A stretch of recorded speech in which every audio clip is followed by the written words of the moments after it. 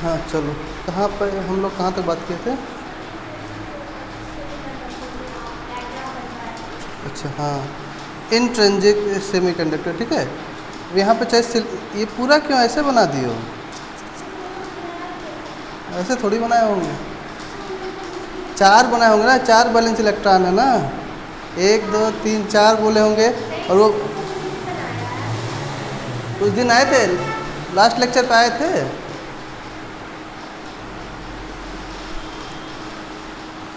इसमें तो बहुत अंतर हो गया। ला दिखाओ।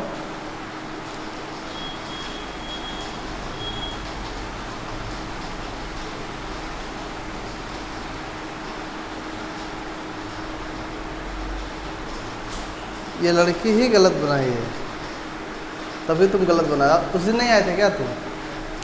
वो गलत बनाया हो।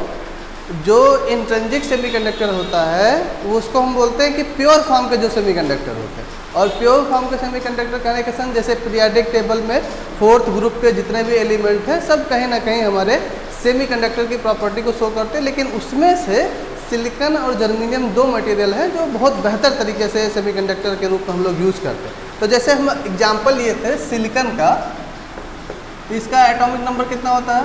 14। इसका अगर इलेक्ट्रॉनिक कॉन्फ़िगरेशन लिखो तो क्या लिख सकते हो? 1s2 2s2 2p6 3s2 और 3p2। तब देखो कितना हो गया? 14 हो गया ना, 14 हो गया। तो ये देखो, ये फर्स्ट ऑर्बिट हो गई, ये तुम्हारी फर्स्ट ऑर्बिट हो गई, ये तुम्हारी सेकंड ऑर्बिट हो गई, और ये तुम्हारी थर्ड ऑर्बिट हो गई। यानी कि अगर ध्यान से देखो तो यही तो तुम्हारी आउटर मोस्ट ऑर्बिट हुई। आउटर मोस्ट ऑर्बिट इलेक्ट्रॉन अगर की संख्या तुमसे पूछे तो यहाँ पे कितनी है? यहाँ पे कितनी है? 4। और इसी आउटर मोस्ट ऑर्बिट इलेक्ट्रॉन को ही हम लोग क्या बोलते हैं? बैलेंस इलेक्ट्रॉन बोलते हैं। इसी को क्या बोलते हैं? Balance electron. इसलिए कह सकते हैं कि ऐसे ऑर्बिट जिनके आउटर मोस्ट ऑर्बिट में 4 इलेक्ट्रॉन हो, ठीक है, तो वो या उसके बैलेंस इलेक्ट्रॉन 4 हो, तो हम कह सकते हैं उसकी वैलेंसी भी कितनी है? कितनी है? 4। ऐसा इसलिए वैलेंसी 4 कहते हैं क्योंकि वैलेंसी का सेंस समझ में आना चाहिए कि इसके पास पूरा ऑक्टेट कंप्लीट करने के लिए कितने इलेक्ट्रॉन की ज़रूरत है। इसको, इस आइटम को, इस एलिमेंट को अपना ऑक्टेट कंप्लीट करने के लिए जो भी उसके आउटर मोस्ट ऑर्बिट में जितने भी इलेक्ट्रॉन होते हैं उसमें अगर ऑक्टेट 8 अगर बनाना है तो इसके लिए 4 और चाहिए। इसीलिए इसको बोलते हैं, इसकी वैलेंसी कितनी है? 4। तभी ना ऑक्टेट कंप्लीट हो गया। 4 है, 4 प्लस 4 कितना हो जाएगा? 8, यानी ऑक्टेट कंप्लीट हो जाएगा। यानी कि इस तरह के इस वैलेंसी को, इसलिए जो जितने ज़रूरत होती है उसका ऑक्टेट कंप्लीट करने के लिए, वही उसकी क्या कहलाती है? वैलेंसी कहलाती है। तो यानी कि ये हमारा सिलिकॉन एटम की वैलेंसी कितनी है? 4। तो इस तरह का जो भी स्ट्रक्चर होगा उसका स्ट्रक्चर कैसा होगा?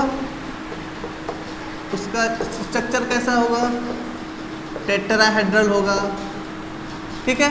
उसका हाइब्रिडाइजेशन कैसा होगा? जब टेट्राहेड्रल स्ट्रक्चर है तो जाहिर सी बात इसका हाइब्रिडाइजेशन क्या होगा? sp3 हाइब्रिडाइजेशन होगा। जब sp3 हाइब्रिडाइजेशन होगा तो इसकी बॉन्ड एंगल कितनी होगी? तो बॉन्ड एंगल कितनी होगी? 109 डिग्री 28 मिनट। ये कुछ स्ट्रक्चर हमारे उस इंट्रिंसिक सेमीकंडक्टर का मिलेगा। अब अगर हम इसका क्रिस्टल स्ट्रक्चर ड्रा करें, क्रिस्टल स्ट्रक्चर ड्रा करें किसी भी इंट्रिंसिक सेमीकंडक्टर का, तो क्रिस्टल स्ट्रक्चर 1-2 आइटम तो होंगे नहीं, क्योंकि ये क्लोजली पैक्ड आइटम है। तो कई सारे एक दूसरे आइटम से क्लोजली पैक्ड होते हैं। तो अगर हम एक बनवाना है, 2-4 आइटम का बनाएं, जैसे ये हमारे सिलिकॉन आइटम है। अब ये चूँकि हम जब एक्चुअल में पीरियोडिक 4th एलिमेंट ग्रुप के सभी एलिमेंट सेमीकंडक्टर की प्रॉपर्टी को हो सकते हैं, लेकिन हम जनरली बात करते हैं सिलिकॉन और जर्मेनियम आइटम की। तो मान लेते हैं ये भी सिलिकॉन आइटम है, ये सिलिकॉन और सिलिकॉन नहीं लिख रहे क्योंकि कुछ भी हो सकता है, इसलिए +4 लिख दे रहे हैं। तो +4 मतलब अपने आप अंडरस्टूड हो जाएगा, सिलिकॉन भी आ जाएगा उसी में, जर्मेनियम भी आ जाएगा। +4 +4 +4। अब इसके पास जो भी आइटम होगा, ये आइटम कुछ भी हो सकता है, सिलिकॉन हो सकता है, OR जर्मीनियम हो सकता है, ठीक है, कोई भी एटम स्ट्रक्चर।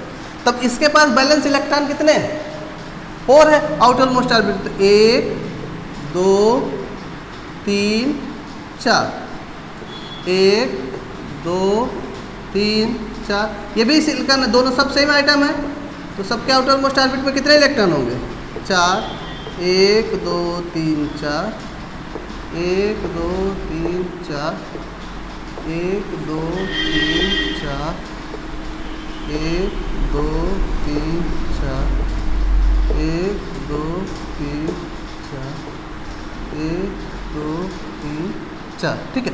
अब होता क्या है, जिस भी इंट्रिंसिक सेमीकंडक्टर का स्ट्रक्चर इस तरह का होगा, वो क्या करेगा, हर एक बैलेंस इलेक्ट्रॉन अपने नियरेस्ट एटम के बैलेंस इलेक्ट्रॉन के साथ मिलकर क्या बना लेगा?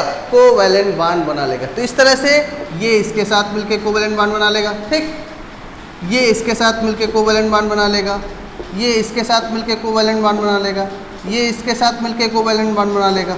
ऐसे सारे एटम अपने नियरेस्ट सिलिकॉन एटम के साथ मिलकर कोवैलेंट बॉन्ड बना लेंगे।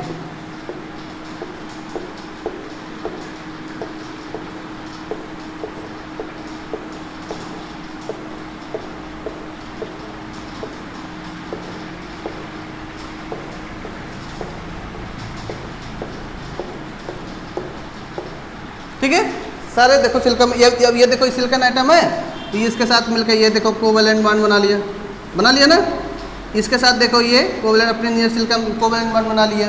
ये एटम देखो अपने नियरेस्ट सिलिकॉन एटम के साथ कोवैलेंट बॉन्ड बना लिया, ये अपने नियरेस्ट सिलिकॉन एटम के साथ मिलकर कोवैलेंट बॉन्ड बना लिया। तो सब चीज़ कंप्लीट हो गया। तो इस तरह का अगर क्रिस्टल स्ट्रक्चर कहीं देखने को मिलता है तो हमको कहाँ देखने को मिलता है? अपने इंट्रिंसिक सेमीकंडक्टर में देखने को मिलता है।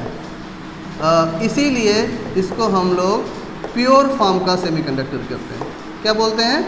प्योर फॉर्म का। जो भी प्योर फॉर्म का सेमीकंडक्टर होगा उसका जो क्रिस्टल स्ट्रक्चर एनालिसिस करोगे तो तुमको इस तरह का स्ट्रक्चर मिलेगा कि उसके जितने भी बैलेंस इलेक्ट्रॉन होंगे अपने नियरेस्ट सिलिकॉन या जर्मेनियम एटम के साथ मिलकर क्या बना लेंगे? कोवैलेंट बॉन्ड बना के एसोसिएटेड। कोई भी चीज़ फ्री नहीं होगा। और ये जो इलेक्ट्रॉन होता है ना, इस इलेक्ट्रॉन को हम लोग बोलते हैं balance,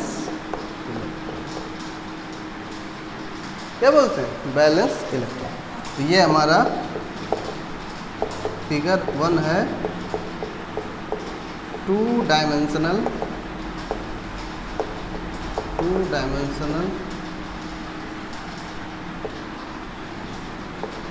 crystal structure diagram of N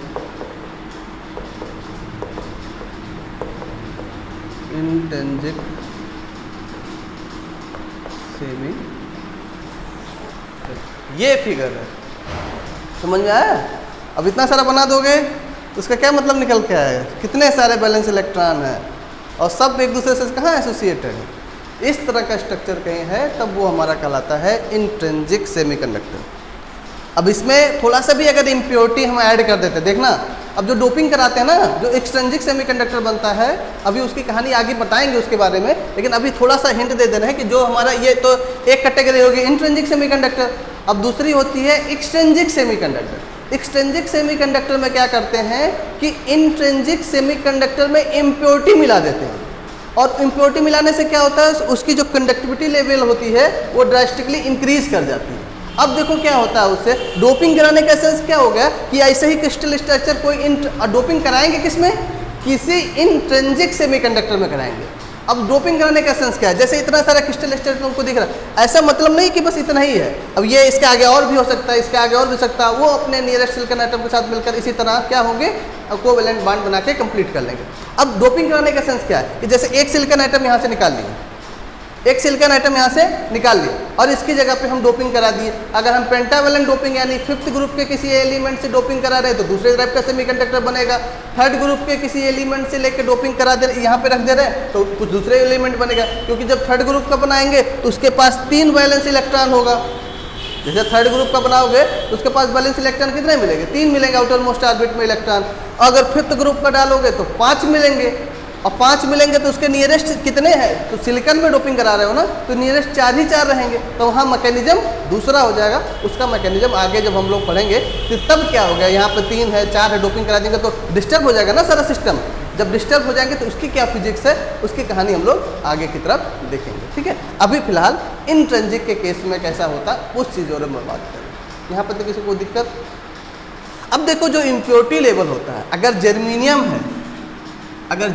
है, तो इसका जो इम्प्योरिटी लेवल होता है 1 पार्ट लेस देन 10⁸ पार्ट में इसका इम्प्योरिटी लेवल होता है, और सिलिकॉन जो है वो 1 पार्ट लेस देन 10⁻12 पार्ट में इसका इम्प्योरिटी लेवल मिलाया जाता है। चाहे सिलिकॉन जर्मीनियम हो तो 10⁻12 पार्ट में 1 पार्ट लेस देन मिलाया जाता है, अगर जर्मीनियम का है तो 1 पार्ट लेस देन 10⁸ पार्ट। और जो हम इम्प्योरिटी लेवल मिलाते हैं उससे क्या होता है, उसकी जो कंडक्टिविटी लेवल होगी वो ड्रास्टिकली क्या कर जाएगी, इंक्रीज कर जाएगी। जब भी कोई भी इम्प्योरिटी, देखो सेमीकंडक्टर की एक प्रॉपर्टी भी लिखे होंगे, उस समय बताए होंगे कि सेमीकंडक्टर की प्रॉपर्टी ये भी है कि अगर किसी सेमीकंडक्टर में हम इम्प्योरिटी मिलाते हैं तो उसकी जो कंडक्टिविटी लेवल है वो ड्रास्टिकली क्या कर जाएगी, इंक्रीज कर जाएगी, ठीक है। तो ये हमारा उसका इम्प्योरिटी लेवल हम लोग जो मिलाते हैं वो बात करेंगे जब हम एक्सट्रिंसिक सेमीकंडक्टर पढ़ेंगे, ठीक है। तो ये क्रिस्टल स्ट्रक्चर सही से बना लो, अब सही से बना के इसके नीचे लिखो, इसको बना लो पूरा अच्छे से, तब लिखो इस पर।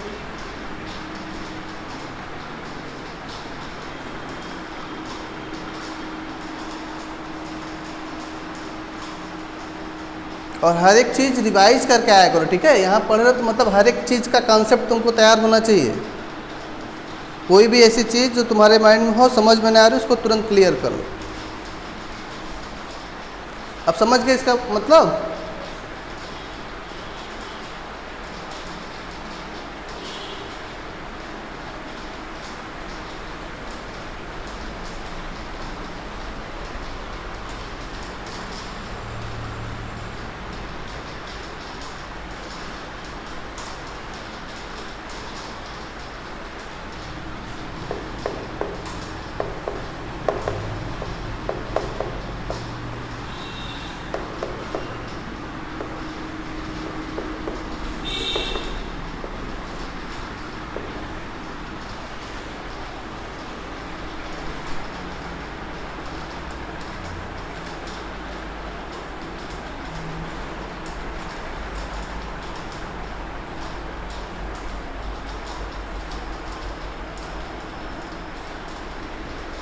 हो गया।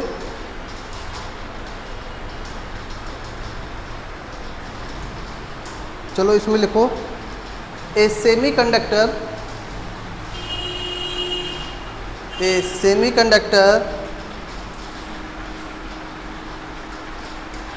एक जो ये फिगर बनाया हो ना, एक चीज़ और करना, फिगर बनाया हो ना, फिगर के नीचे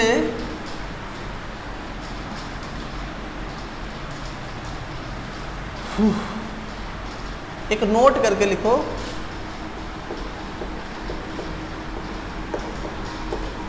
फिगर के बगल में, हाँ ऐसे नोट करके लिखो, ठीक है। ये सब लिख लो एक एक पॉइंट करके, नोट करके। स्ट्रक्चर कैसा है, टेट्राहेड्रल है, हाइब्रिडाइजेशन कितना है, sp3 है, बॉन्ड एंगल कितना है, इतना है, इसकी वैलेंसी कितनी है,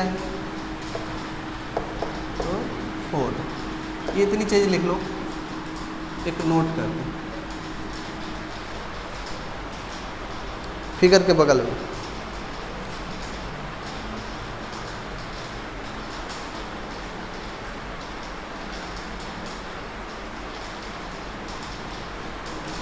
ये sp3 है ना,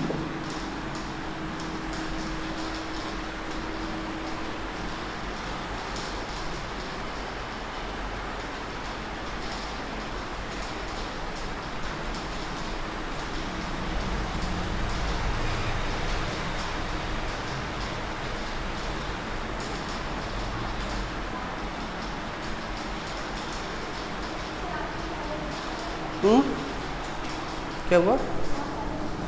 अच्छा लिखा है थे, हाँ तब ठीक है, कोई बात नहीं। उसमें लिखो, इसके आगे लिखना ए सेमीकंडक्टर, जो पैराग्राफ चेंज करके लिखवाए हैं वहाँ पैराग्राफ चेंज करके लिखो,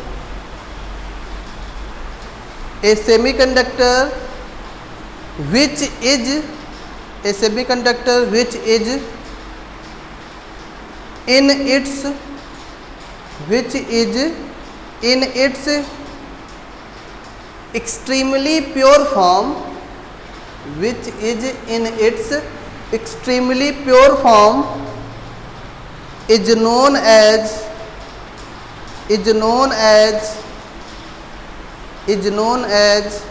intrinsic semiconductor, is known as, I capital करो, is known as intrinsic semiconductor, intrinsic semiconductor.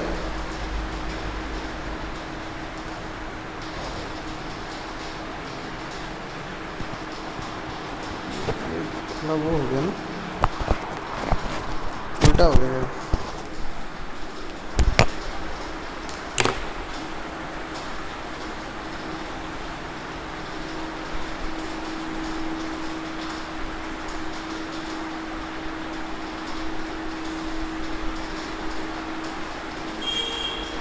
Intrinsic semiconductor को अंडरलाइन कर देना, उसको लिखो। द नेक्स्ट लाइन से लिखना, the nature of semiconductor, the nature of semiconductor is such that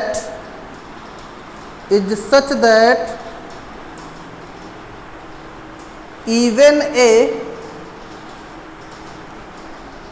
small amount of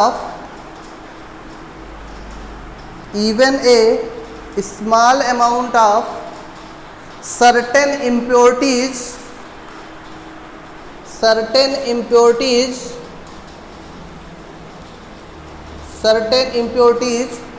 can change their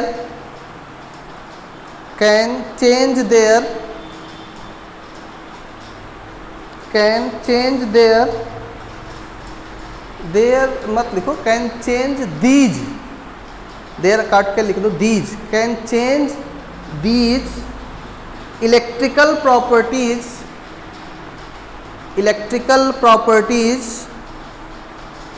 drastically, DRASTICALLY,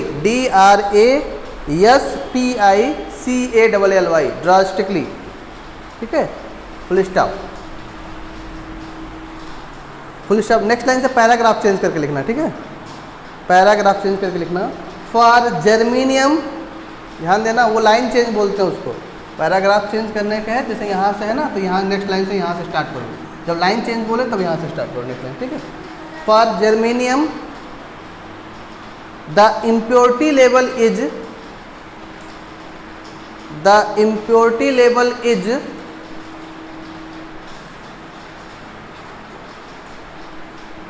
impurity level is less than 1 part in 10 to the power 8 parts, and for silicon the impurity level is less than 1 part in 10 to the power 12 parts, 1 part in 10 to the power 12 parts, ठीक है, full stop. Next line से लिखना, the silicon and germanium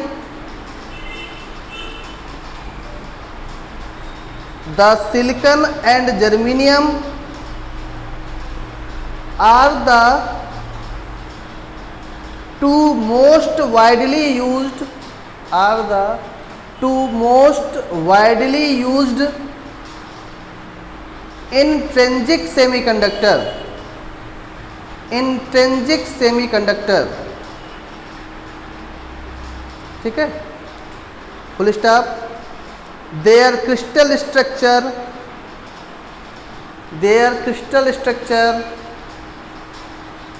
are tetrahedral, tetrahedral, the crystal structure are tetrahedral with sp3 hybridization, with sp3 hybridization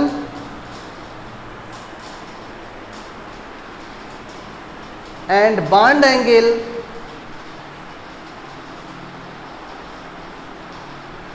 109 degree 28 minute. Next line से, for example for example silicon has atomic number equal to 14. Next line से लिखना, its valence electron equal to 4. Next line से, so the atom is tetravalent,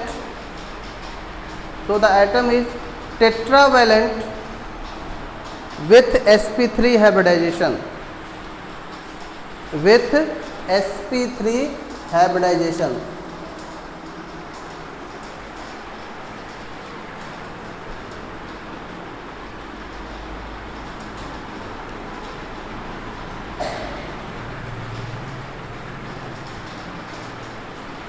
ठीक है।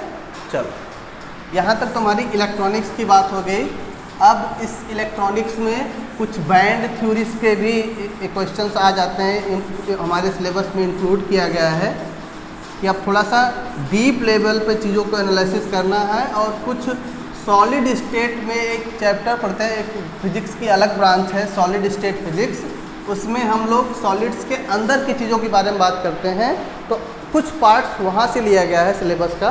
तो generally जब electronics पढ़ते हो उसमें जब सेमीकंडक्टर पढ़ते हो तो ये पार्ट्स वहाँ पर नहीं इंक्लूड किए थे, लेकिन जब बैंड थ्योरी ऑफ सॉलिड्स पढ़ते हो, सॉलिड स्टेट फिजिक्स में एक चैप्टर होता है, तो वहाँ पर इन चीज़ों की एनालिसिस किया जाता है। अब देखो एनालिसिस करना क्या है, एक ओवरव्यू जानो, जैसे कोई भी टॉपिक पढ़ने से पहले उसमें करने क्या जा रहा है।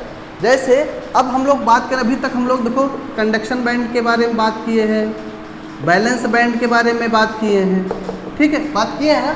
अब हमको क्या करना है, कैरियर कंसंट्रेशन निकालना, ध्यान देना, कैरियर कंसंट्रेशन निकालना। अब कैरियर कंसंट्रेशन का मतलब होता है, यहाँ पर कैरियर का मतलब होता है इलेक्ट्रॉन एंड होल।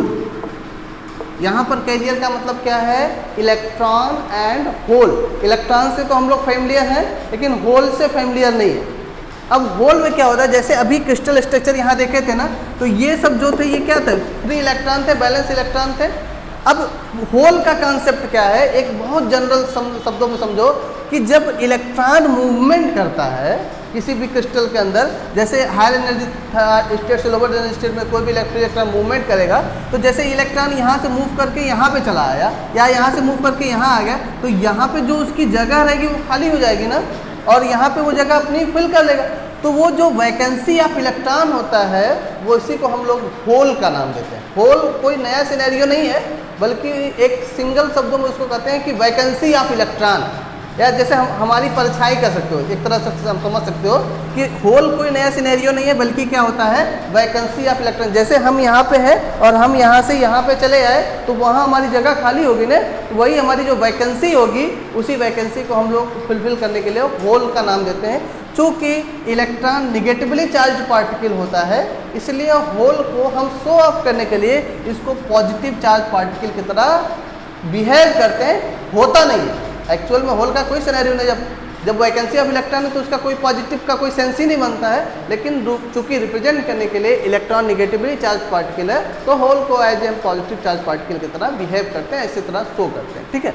तो हमको क्या करना है, इसी कैरियर कंसंट्रेशन जो है हमारा, कैरियर कंसंट्रेशन में आप समझ गए, होल का भी कंसंट्रेशन होगा और इलेक्ट्रॉन का भी कंसंट्रेशन होगा, वो हमको एनालिसिस करना है किसके लिए, इंट्रिंसिक सेमीकंडक्टर के लिए।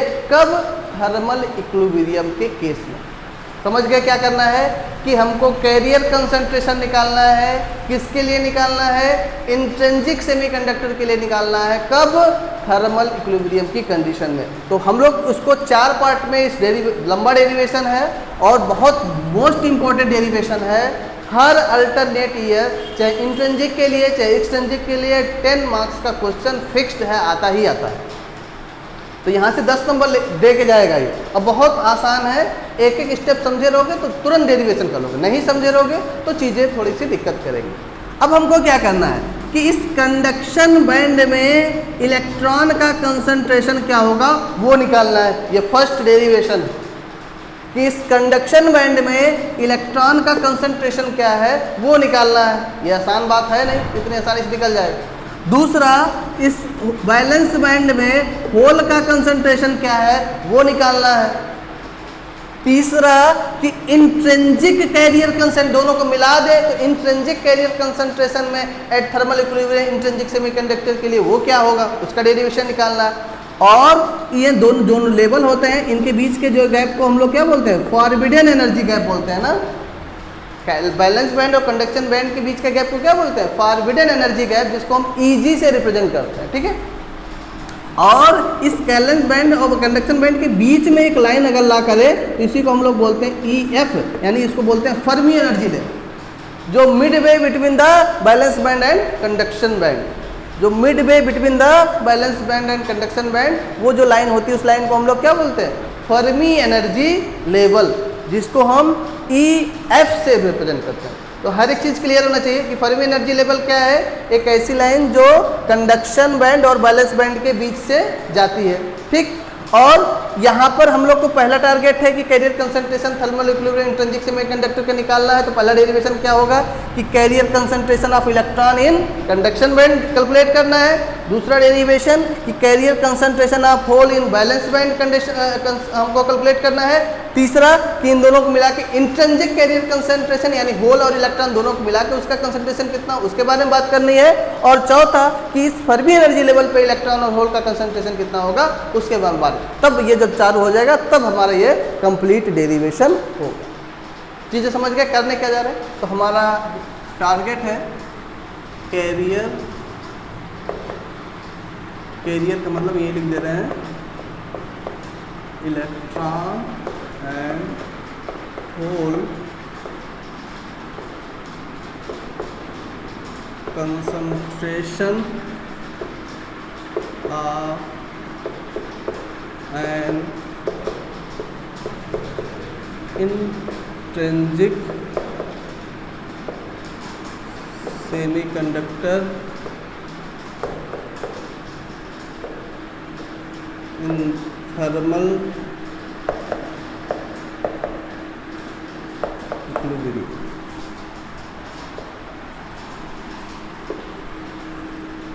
ये हमारा मोस्ट इम्पॉर्टेंट टॉपिक है, हर बार एग्जाम में आता ही आता है। चाहे इंट्रिंसिक का ये डेरिवेशन पूछे चाहे एक्सट्रिंसिक का पूछे, दोनों में से एक 10 नंबर का क्वेश्चन हर साल एग्जामिनेशन में रहता ही रहता है, ठीक है।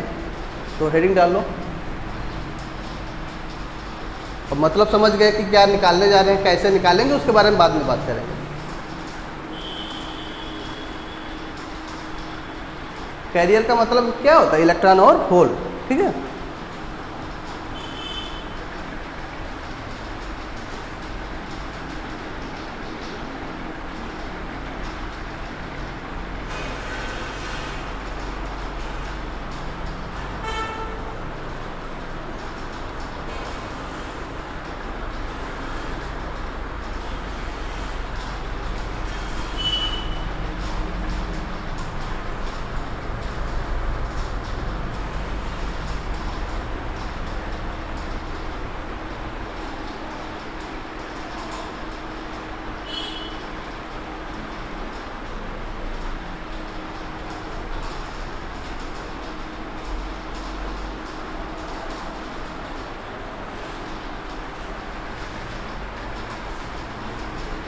हो गया?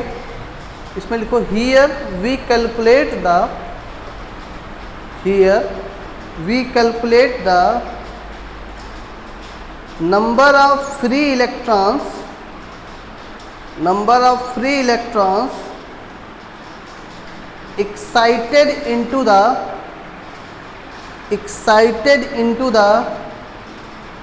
conduction band, excited into the conduction band, and the whole concentration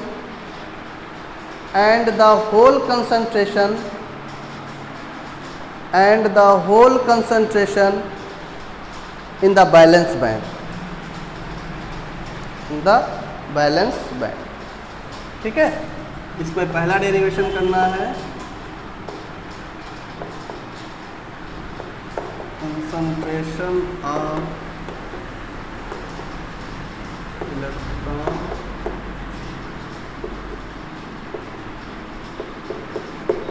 in the conduction,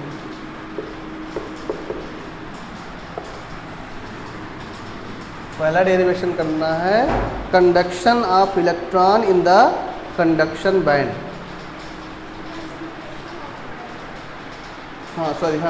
concentration of electron in the conduction band, ये हमारा फर्स्ट डेरिवेशन है।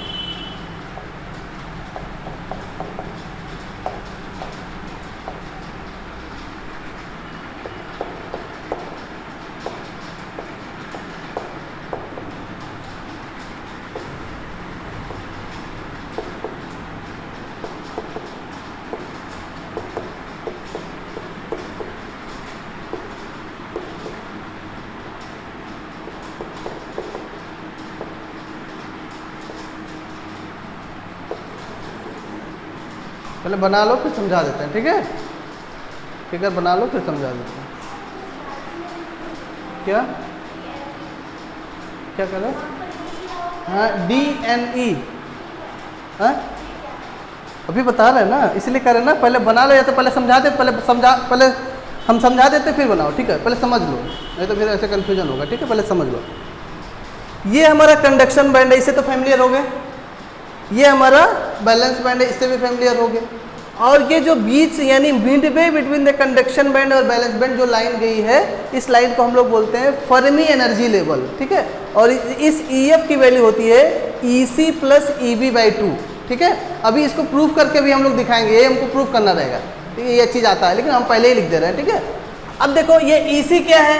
EC है ये हमारी जो कंडक्शन बैंड है, इसका जो लोअर वाला सरफेस होता है ना, इसको बोलते हैं हम EC। इसका मतलब होता है कि एनर्जी बैंड, ये सब एक्चुअल में बैंड ही तो है। कंडक्शन बैंड और बैलेंस बैंड, बैंड फॉर्मेशन हुआ था, बताया था ना कैसे बैंड का फॉर्मेशन हुआ है। जब बैंड फॉर्मेशन हम बताए थे सेमीकंडक्टर, वहाँ इस चीज़ों को बताया था ना कि कंडक्शन बैंड कैसे बना, बैलेंस बैंड कैसे बना। तो ये हमारा एक्चुअल में जो EC है, इसको बोलते हैं energy state at the bottom of the conduction band. यानी ये एनर्जी स्टेट ये कंडक्शन बैंड का बॉटम वाला है, और ये कहाँ तक जा रहा है? इनफाइनाइट तक जा रहा है, कोई इसका रेंज नहीं है कहाँ तक गया है, ठीक है?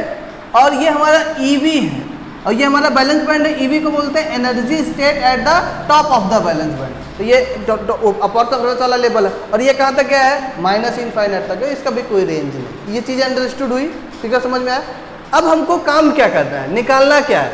ये गैप होता है कंडक्शन बैंड और बैलेंस बैंड के बीच का जो गैप है, उसको बोलते हैं फॉरबिडन एनर्जी गैप, जिसको हम EG से रिप्रेजेंट करते हैं। अब हमारा टारगेट क्या है? टारगेट है कि कंसंट्रेशन ऑफ इलेक्ट्रॉन निकालना है कहाँ पे? कंडक्शन बैंड में। तब इतना आसान है नहीं, इसके लिए क्या करना पड़ेगा? तो हम देखो कोई भी चीज़, अब ये कंडक्शन बैंड का जो रेंज देख रहे हो, ये पता नहीं कहाँ तक गया है, इनफाइनाइट तक गया है। तो हम किसी भी इलेक्ट्रॉन का कंसंट्रेशन यहाँ पे निकालना तो एक हमारे लिए टास्क हो गया कि इनफाइनाइट तक गया। तो हम लोग क्या करते हैं? अच्छा, कोई भी चीज़, जैसे एक चीज़ सिस्टम देखो, थोड़ा सा इसको को रिलेट करते हैं अपने मैकेनिक्स का पेपर पढ़े होगे, BSc पार्ट 1 में पढ़े होगे ना, वहाँ मोमेंट ऑफ इनर्शिया चैप्टर पढ़े हो कि नहीं? सब लोग पढ़े होगे, पढ़े हो? तो वहाँ पे मोमेंट ऑफ इनर्शिया जब किसी भी बॉडी का निकाल रहे होंगे, जैसे कोई भी स्फेयर है, कोई भी हमारा क्या कहते हैं रेक्टेंगुलर बीम है, तो वहाँ पर अगर पूरी बॉडी का हमको मोमेंट ऑफ इनर्शिया निकालना होता था, तो हम लोग क्या करते थे? उसके सबसे पहले एक छोटे से पार्ट का मोमेंट ऑफ इनर्शिया निकाल लेते थे और उसको उसके पूरे सिस्टम के साथ इंटीग्रेट कर देते थे। तो पूरे सिस्टम का हमको मोमेंट ऑफ इनर्शिया निकल जाता है। कुछ इस तरह का काम हम लोग मोमेंट ऑफ इनर्शिया जब निकालते हैं तो वहाँ पे कैलकुलेट करते थे। तो वही कॉन्सेप्ट यहाँ भी लेते हैं। यहाँ पर भी सबसे पहले क्या करते हैं कि इस पूरे कंडक्शन बैंड में एक छोटा सा पार्ट मान लेते हैं, और अगर इस छोटे से पार्ट में हम इलेक्ट्रॉन का कंसंट्रेशन निकाल ले और उसको इसके पूरे वॉल्यूम के लिए क्या कर दें? इंटीग्रेट कर दें, तो हमको पूरे सिस्टम का कंसंट्रेशन निकल जाएगा। तो हमारा जो अचीवमेंट है, हमको काम ये करना है कि हमको सबसे पहले इस कंडक्शन बैंड में एक छोटा सा पार्ट मान लेते हैं यहाँ पर एनर्जी स्टेट E है, तो इसमें स्मॉल इंक्रीमेंट करते हैं तो DE मतलब D स्मॉल इंक्रीमेंट करते हैं, तो यहाँ पे जो कंसंट्रेशन हो जाएगा वो कितना हो जाएगा? E प्लस DE हो जाएगा। और इस स्मॉल एरिया का अगर हम कंसंट्रेशन निकालें, ये NE जो होता है इसको हम कंसंट्रेशन ऑफ इलेक्ट्रॉन बोलते हैं। NE मतलब कंसंट्रेशन ऑफ इलेक्ट्रॉन, और D इसलिए लगा दिए क्योंकि स्मॉल पार्ट का निकालना है। D इसलिए लगा दिए क्योंकि स्मॉल पार्ट का निकालना है। अगर हम स्मॉल पार्ट का कंसंट्रेशन निकाल ले तो ये हमारा DNE हो जाएगा, और इस DNE की वैल्यू को इस पूरे वॉल्यूम के लिए इंटीग्रेट कर दें, यानी EC टू इनफाइनाइट तक पूरे वॉल्यूम कवर हो जाएगा ना। मिनिमम लोअर लिमिट हमारी इसी कर दे, अपर लिमिट हमारी क्या करते? इनफाइनाइट कर दे। उस पर ये पूरा DNE को क्या कर दो? इंटीग्रेट कर दो, तो पूरे सिस्टम का हमको कंसंट्रेशन निकल जाएगा। तो हमको टारगेट, हमको अचीव लेके यही चलना है कि सबसे पहले हमको क्या करना है, इस कंडक्शन बैंड का फर्स्ट डेरिवेशन जो है इलेक्ट्रॉन का कंसंट्रेशन निकालना है। तो सबसे पहले हमको इस छोटे से पार्ट का कंसंट्रेशन निकालना है। छोटे से पार्ट का जब कंसंट्रेशन निकल जाएगा तो उसके पूरे वॉल्यूम के लिए हम लोग क्या कर देंगे? इंटीग्रेट कर देंगे। लेकिन अब इतना आसान थोड़ी है कि इस छोटे से पार्ट का कंसंट्रेशन भी निकलेगा, तो कैसे निकलेगा? हमको कोई आइडिया नहीं। तो यहाँ पर थोड़ी सी चीज़ें आ जाती हैं। यहाँ पर हमको दो फिजिक्स में कॉन्सेप्ट यूज करते हैं, कुछ एजम्पशंस लेने पड़ते हैं, और उन एजम्पशंस के बेसिस पे ही हम अपने डेरिवेशन को स्टार्ट करते हैं। एजम्पशंस कैसे क्या कर लेते हैं, फर्स्ट एजम्पशन लेते हैं कि जो हम इलेक्ट्रॉन यहाँ पर यूज करते हैं, जो कंडक्शन इलेक्ट्रॉन होते हैं, वो यहाँ पर एज ए फ्री इलेक्ट्रॉन की तरह बिहेव करते हैं। और जब फ्री इलेक्ट्रॉन की बिहेव करते हैं तो इलेक्ट्रॉन का जो भी मास होता है वो एम कितना होता है, 9.1 × 10⁻³ किलोग्राम होता है। ये हमारा फर्स्ट एजम्पशन होगा। सेकेंड एजम्पशन होगा कि हम जो भी DNE की वैल्यू निकाल रहे हैं, यानी जो भी DNE की वैल्यू निकालें, यानी स्मॉल कंसंट्रेशन की वैल्यू निकाल रहे हैं, उसकी जो वैल्यू होती है वो तुम्हारी होगी क्वांटम मैकेनिक्स के अनुसार NeFe × DE होती है। जो भी कंसंट्रेशन निकालोगे उस स्मॉल अमाउंट, वो क्या होगी, NeFe और DE। अब समझने वाली बात है, ये Ne कैसे निकलेगा और ये Fe कैसे निकलेगा। तो Ne हम लोग क्या करते हैं, फिजिक्स में एक ब्रांच पढ़ोगे क्वांटम मैकेनिक्स, ठीक है, और एक पढ़ोगे स्टैटिस्टिकल मैकेनिक्स, स्टैटिस्टिकल मैकेनिक्स। और ये दोनों मैकेनिक्स जो है वो प्रोबेबिलिटी बेस्ड मैकेनिक्स होती है। यानी इन दोनों मैकेनिक्स में हम कभी भी एग्जैक्ट रिजल्ट नहीं फाइंड आउट कर सकते हैं, हम लोग एक नियरेस्ट अप्रोच बता सकते हैं कि कोई भी चीज़ करोगे तो इसका ये नियरेस्ट अप्रोच होगा। जैसे हम लोग क्लासिकल मैकेनिक्स की बात करते होंगे, क्लासिकल मैकेनिक्स में हम लोग क्या करते हैं कि हैवी सिस्टम्स की बात करते हैं, यानी कि लॉन्ग एक सिस्टम के बारे में एनालिसिस करते हैं। क्वांटम मैकेनिक्स में हम लोग बहुत जो क्वांटम लेवल की बात होगी, बहुत नैनो स्केल पर लगभग बात करते हैं, तो वहाँ क्वांटम मैकेनिक्स हम लोग यूज करते हैं। और statistical mechanics, probability based mechanics हम लोग यूज करते हैं। तो क्वांटम मैकेनिक्स में जब पढ़ोगे तो वहाँ जब हम डेंसिटी ऑफ स्टेट पढ़ते हैं तो वहाँ पर जब इस मैकेनिक्स को क्वांटम में निकालोगे, यानी कि वैल्यू होती है 4π/h³ 2me⁻³ e - EC⁻1/2। ये चीज़ें हमको याद रखनी पड़ेगी। ये चीज़ें कहाँ आएगी, जब क्वांटम मैकेनिक्स पढ़ोगे तो वहाँ पर चीज़ों को एनालाइज। लेकिन हमको अपने डेरिवेशन के लिए ये एजम्पशंस याद रखने पड़ेंगे, तभी हम आगे की तरफ क्या कर पाएंगे, अप्रोच कर पाएंगे। इसलिए कह रहे हैं ये डेरिवेशन थोड़ा सा लीक से हटके है, लेकिन कोई कठिन नहीं है। जहाँ चीज़ें जैसी जरूरत पड़ेगी वहाँ हम एक एक स्टेप तुमको समझाने की कोशिश करेंगे कि कहीं कोई प्रॉब्लम ना हो। और इस फर्मी फंक्शन की जो वैल्यू है, हम लोग जब स्टैटिस्टिकल मैकेनिक्स पढ़ेंगे, जब third year BSc third year में पढ़ोगे तो वहाँ स्टैटिक्स पढ़ाया जाएगा। तो 3 तरह की स्टैटिक्स होती है, एक फर्मी डिराक स्टैटिक्स होती है, एक बोस आइंस्टीन स्टैटिक्स होती है, एक मैक्सवेल बोल्ट्जमैन स्टैटिक्स होती है, ठीक है। वहाँ पर इसकी जो वैल्यू होती है Fe बराबर होता है 1/1 + एक्सपोनेंशियल E - EF/kT। ये जो स्टैटिक्स होती है ये हमारी होती है फर्मी डिराक स्टैटिक्स, ठीक है। और इसी 1 प्लस की जगह 1 माइनस कर दोगे तो ये जो स्टैटिक्स हो जाएगी वो क्या हो जाएगी, बोस आइंस्टीन स्टैटिक्स हो जाएगी। और ये 1 प्लस या 1 माइनस दोनों हटा दोगे तो ये जो स्टैटिक्स हो जाएगी वो मैक्सवेल बोल्ट्जमैन स्टैटिक्स। याद करने का बहुत अच्छा तरीका है। तो यहाँ पर जो हम यूज करेंगे वो कौन सी स्टेट करेंगे, फर्मी डिराक स्टैटिक्स यूज करेंगे। तो यहाँ पर जो हमारी फर्मी फंक्शन की वैल्यू होगी वो कितनी होगी, 1/1 + एक्सपोनेंशियल E - EF/kT। तो यहाँ से हमारी DNE की वैल्यू कितनी हो जाएगी। अब देखो Ne की वैल्यू कितनी है, Ne की वैल्यू कितनी है निकाले हो, याद करें 4π/h³ 2me⁻³ और E - EC⁻1/2 ये हो गया, ठीक। और Fe की वैल्यू कितनी है 1/1 + एक्सपोनेंशियल E - EF/kT इंटू क्या है D। बहुत कॉम्प्लिकेटेड होने वाला है, लेकिन डरने की कोई ज़रूरत नहीं है। एक एक स्टेप हम क्लियर करेंगे, एक एक स्टेप समझ में आएगा। ये पूरी DE की वैल्यू निकल गई। ये जो वैल्यू निकली वो क्या निकला, इस स्मॉल पार्ट का कंसंट्रेशन निकला, इस स्मॉल पार्ट का कंसंट्रेशन निकला। अब हमको चाहिए क्या, पूरे वॉल्यूम का, पूरे बैंड का कंसंट्रेशन चाहिए। तो हम इसको क्या करेंगे, पूरे सिस्टम के लिए इंटीग्रेट कर देंगे। इंटीग्रेट करोगे तो कितना हो जाएगा, इसको इंटीग्रेट करोगे DNE को इंटीग्रेट करोगे तो Ne मिल जाएगा। और यहाँ इंटीग्रेशन कहाँ से कहाँ हो जाएगा, EC to इनफाइनाइट। तो पूरा लिख दो, तो कितना हो जाएगा 4π/h³। H फ्लैंक्स कांस्टेंट होता है। ये जब क्वांटम मैकेनिक्स पढ़ोगे तो वहाँ पर चीज़ें आएगी, ठीक है। 2me⁻³ E - ई सी power 1/2 into 1/1 plus exponential E minus E F अपान के टी इंटू डी। अब जो कांस्टेंट होगा उसको इंटीग्रेशन से बाहर कर देना, जो कांस्टेंट नहीं होगा उसको इंटीग्रेशन के अंदर कर देंगे। और कल के लेक्चर में एक एक स्टेप कैसे इंटीग्रेट करेंगे, कैसे उसकी वैल्यूज निकालेंगे, कैसे क्या काम करना, ये चीज़ बात।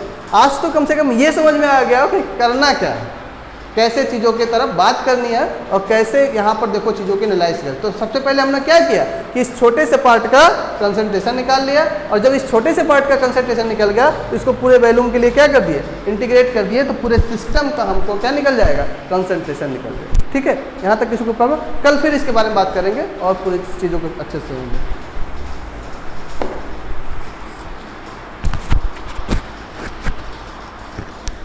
बस फिगर बना लेना तुम लोग, ठीक है, फिगर अच्छे से बना लेना, उसके बारे में